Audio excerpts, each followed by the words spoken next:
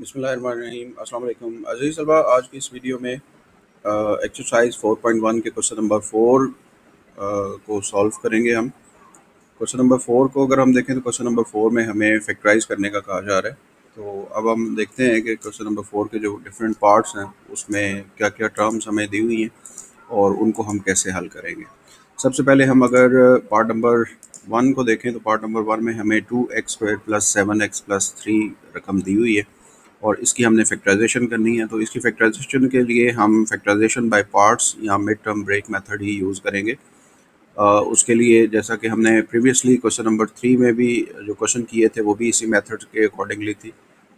तो first term और last term, इन दोनों टर्म्स को जब हम मल्टीप्लाई करते हैं तो हमारे पास जो प्रोडक्ट आएगी वो 6x² आ जाएगा। तो उसके बाद जो मिड में हमारे पास टर्म है +7x, इसको हमने दो हिस्सों में तकसीम करना है, इसके हमने दो टुकड़े करने हैं और वो दोनों पेयर्स ऐसे नंबर ऐसे होने चाहिए, वो जो पेयर बनेगा हमारे पास 7x का, अगर उन दोनों नंबर्स को हम प्लस करें तो हमारे पास 7x आना चाहिए उन दोनों नंबर्स को प्लस करने से, और अगर उन दोनों नंबर्स को हम मल्टीप्लाई करें तो उसका आंसर 2x² और 3 को मल्टीप्लाई करने से जो आंसर आ रहा था 6x² वो आना चाहिए।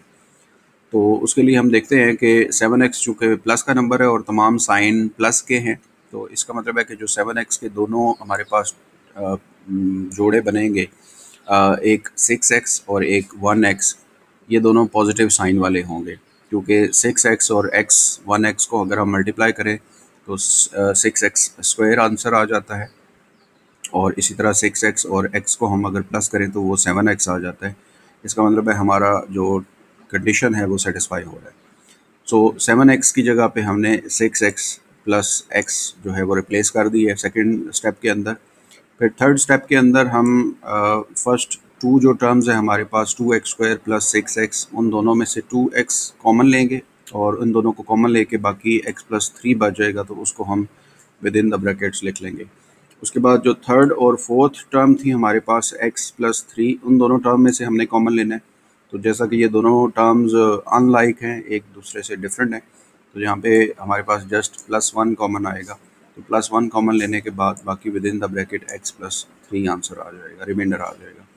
फिर x + 3 और x + 3 दोनों को हम जब कॉमन लेते हैं इन दोनों टर्म में से, तो फर्स्ट टर्म में से तो हमारे पास 2x आ जाएगा जिसको हम यहाँ पे आगे लिख लेंगे, और दूसरी टर्म जो थी x + 3 वाली उसके साथ +1 लिखा हुआ है तो वो +1 आ जाएगा।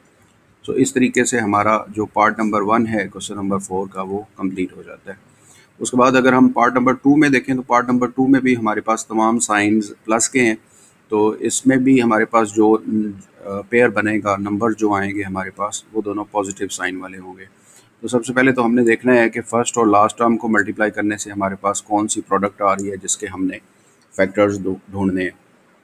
सो 2x² × 15 30x² हो जाएगा। सो 30 के हमने फैक्टर्स देखने हैं कौन कौन से होते हैं जिनको प्लस करने से 11 आ जाए।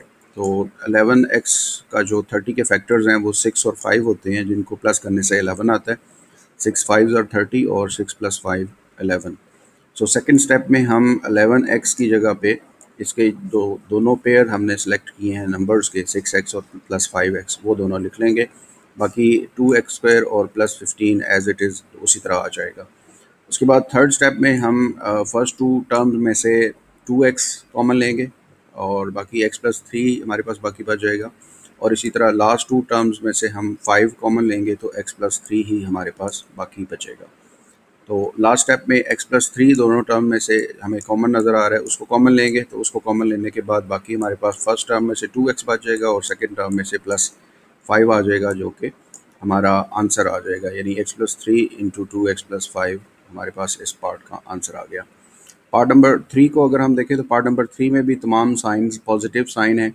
तो इसमें भी जो पेयर हमारा बनेगा, मिड टर्म जो दरमियान वाली टर्म है, इसको ब्रेक करने से जो पेयर आएगा हमारे पास नंबर्स का वो पॉजिटिव साइन वाला होगा। फैक्टराइजेशन किस नंबर की करनी है, तो वो हमारे पास फर्स्ट और लास्ट टर्म को मल्टीप्लाई करने से 4x² और +3 को मल्टीप्लाई करने से 12x² आ रहा है। सो 12 के हमने फैक्टर्स देखने हैं जिनको ऐड करने से 13 आ जाए। तो वो हमारे पास 12 के फैक्टर्स 12 और 1 होते हैं। ओके 12 प्लस 1 13 हो जाता है। सो 12 भी प्लस का आएगा और 1x भी प्लस का आएगा। फिर थर्ड स्टेप में फर्स्ट और सेकंड टर्म में से हम 4x कॉमन लेंगे तो बाकी हमारे पास x प्लस 3 बच जाएगा।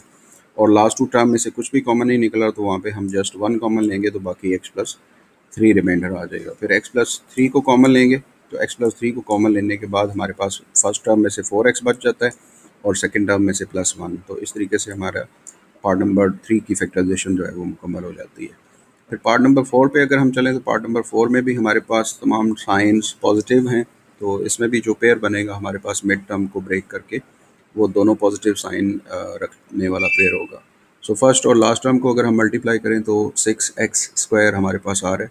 तो 6 के हमने ऐसे फैक्टर्स देखने हैं जिनको ऐड करने से 5 आंसर आता हो। तो वो जो पेयर होता है हमारे पास वो 3 और 2, 3 2s आर 6x² आ जाएगा और इसी तरह 3 प्लस 2 5x आंसर आ जाएगा जो कि दरमियान वाली रकम के इक्वल होगा। सो इस तरीके से हमने 5x को 3x प्लस 2x में स्प्लिट कर दिया। फिर फर्स्ट और सेकंड टर्म में से हम 3x कॉमन लेंगे तो बाकी x प्लस 1 रह जाएगा। और इसी तरह लास्ट टू टर्म्स जो हैं हमारी थर्ड और फोर्थ उनमें से हम 2 कॉमन लेंगे तो बाकी x प्लस 1 रिमाइंडर आएगा। सो x प्लस 1 को जब हम दोनों टर्म में से कॉमन लेते हैं तो फर्स्ट टर्म में से 3x और सेकंड टर्म में से हमारे पास 2 बच जाएगा। तो वो आगे हमारे पास सोल्यूशन की शक्ल में आ जाएगा। तो इस तरीके से हमारे पहले जो 4 पार्ट्स हैं वो कंप्लीट हो जाते हैं। उसके बाद हम अगर नेक्स्ट जो 4 पार्ट्स हैं इसके उनको अगर हम देखें तो पार्ट नंबर 5 जो है उसमें मिडल में जो हमारे पास टर्म है वो नेगेटिव साइन वाली है। तो अब जो हम पेयर बनाएंगे वो दोनों नेगेटिव साइन वाले होंगे। अगर मिडल में हमारे पास जो टर्म होती है वो नेगेटिव साइन वाला आ जाए तो जो हमारे पास 2 पेयर बनते हैं मिड टर्म के वो दोनों नेगेटिव साइन वाले होते हैं। सो हमने पेयर कौन कौन से बनाने हैं, किस नंबर की फैक्टराइजेशन करनी है, तो वो हमारे पास 3 6 और 18 बनता है। तो 18 के हमने फैक्टर्स देखने हैं जिनको प्लस करें तो 11 आना चाहिए। सो 9 और 2 11 होते हैं और 9 2s आर 18 भी होता है। तो जैसा कि मैंने शुरू में बताया था कि ये दोनों जो नंबर आएंगे हमारे पास पेयर के वो नेगेटिव साइन वाले आएंगे। सो 9y जो है ये भी नेगेटिव साइन के साथ आएगा और 2y जो होगा ये भी नेगेटिव साइन के साथ आएगा। अब फर्स्ट और सेकंड टर्म में से हम 3y कॉमन लेंगे तो बाकी y माइनस 3 बच जाएगा और लास्ट 2 टर्म्स जो हैं इनमें से हम नेगेटिव 2 कॉमन लेंगे तो y माइनस 3 हमारे पास आंसर आ जाएगा। और एक चीज़ आपने याद रखनी है कि जब भी आप नेगेटिव वाली अलामत कॉमन लेते हैं तो नेगेटिव वाली अलामत को कॉमन लेने के बाद जो ब्रैकेट के अंदर बाकी आंसर बचता है उसमें साइन हमेशा ऑपोजिट आएगा। अगर ऊपर प्लस का साइन है तो नीचे नेगेटिव का साइन आएगा। अगर ऊपर नेगेटिव का साइन होता तो यहाँ पे ब्रैकेट के अंदर प्लस का साइन आ जाना था। सो y-3 दोनों टर्म में से कॉमन लेंगे। y-3 को कॉमन लेने के बाद फर्स्ट टर्म में से 3y बच जाएगा और सेकंड टर्म में से -2 आ जाएगा। तो इस तरह ये पार्ट हमारा कंप्लीट हो जाता है।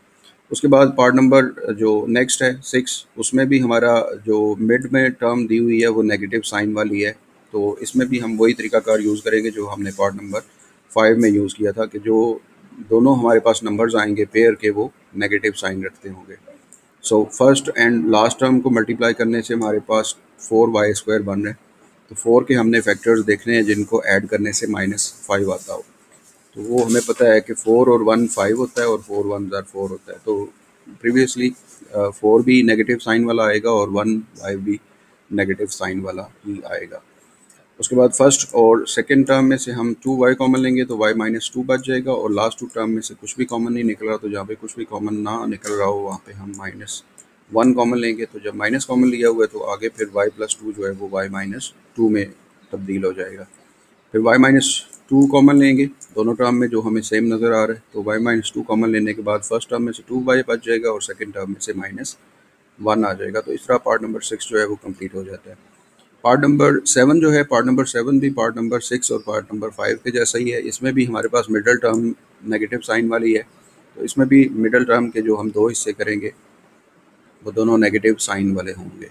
So first and last term को मल्टीप्लाई करने से हमारे पास 24z² बन रहा है। सो 24 की हमने फैक्टराइजेशन देखनी है, ऐड करने से 11 आना चाहिए। तो वो फैक्टराइजेशन 11 के पेयर जो बनते हैं हमारे पास वो 8 और 3 होते हैं और 8 भी नेगेटिव साइन का साथ आएगा और 3 जो है वो भी नेगेटिव साइन के साथ आएगा। क्योंकि -8 और -3 जो है वो -11 होते हैं, और मल्टीप्लाई करने से तो इनको हमारे पास 24 ही बचेगा। फिर उसके बाद थर्ड स्टेप में हम फर्स्ट और सेकंड टर्म में से हम 4z कॉमन लेंगे तो बाकी हमारे पास z -2 बच जाएगा, और लास्ट टू टर्म में से हम -3 कॉमन लेंगे तो z -2 ही हमारे पास बकाया आंसर आएगा। फिर z -2 को दोनों टर्म में से कॉमन लेंगे, और इन दोनों को कॉमन लेने के बाद फर्स्ट टर्म में से 4z आ जाएगा और सेकंड टर्म में से -3 बच जाएगा। तो इस तरीके से इस पार्ट की जो फैक्टराइजेशन है वो कंप्लीट हो जाती है। उसके बाद हम जब लास्ट पार्ट पे चलते हैं तो लास्ट पार्ट में हमारे पास जो क्वेश्चन है वो थोड़ा सा उसने रिवर्स करके उसकी शक्ल दी हुई है। वैसे नॉर्मली जो एक्स स्क्वायर या वाई जो क्वाड्रेटिक पार्ट होता है वो फर्स्ट नंबर पे लिखा होता है, और कांस्टेंट पार्ट जो होता है वो लास्ट पे लिखा होता है। यहाँ पे उसने 6 जो कांस्टेंट है वो फर्स्ट पे लिख दी है, जो मिड में टर्म आती है वो मिड में ही है एक्स वाली, और जो एक्स स्क्वायर यानी क्वाड्रेटिक पार्ट होता है इक्वेशन का वो लास्ट पे लिखा हुआ है। तो इससे कोई फ़र्क नहीं पड़ता, तरीकाकार हमारा वही रहेगा। फर्स्ट एंड लास्ट टर्म को मल्टीप्लाई करने से हमारे पास 18 आंसर आ रहा है। अब मिडल में जो हमारे पास साइन है वो पॉजिटिव का है, तो मल्टीप्लाई करने से हमारा आंसर हमने देखा है कि -18x² आ रहा है। इसका मतलब है जो हम पेयर बनाएंगे मिडल टर्म को तोड़ के, वो एक नंबर पॉजिटिव साइन वाला होगा और एक नेगेटिव साइन वाला होगा। और कौन सा नंबर पॉजिटिव साइन वाला होगा और कौन सा नंबर नेगेटिव साइन वाला होगा, उसके लिए हमने जो मिडल टर्म में हमारे पास 7x का उसका साइन देखना है नेगेटिव। 7x चूँकि पॉजिटिव साइन रख रहा है, तो जो हम पेयर बनाएंगे उसमें से बड़ा नंबर पॉजिटिव साइन वाला होगा और छोटा नंबर नेगेटिव साइन वाला होगा। सो 18 के हम अगर देखें ऐसे पेयर जिनको ऐड करने से 7 आता हो, तो वो 9 2s are 18 होता है, क्योंकि 9 और 2 को माइनस करेंगे हम तो वो 7 आंसर आ जाएगा। तो 9 चूँकि बड़ा है तो 9 पॉजिटिव साइन के साथ आएगा, और 2 छोटा फैक्टर है तो वो 2 नेगेटिव साइन के साथ आएगा। बाकी first and last terms as it is नीचे हम उतार लेंगे। फिर फर्स्ट और सेकंड टर्म में से हम 3 कॉमन लेंगे तो बाकी हमारे पास 2 + 3x आ जाएगा, और इसी तरह लास्ट टू टर्म्स जो हैं इनमें से हम x कॉमन लेंगे तो हमारे पास 2 + 3x ही बाकी बचेगा।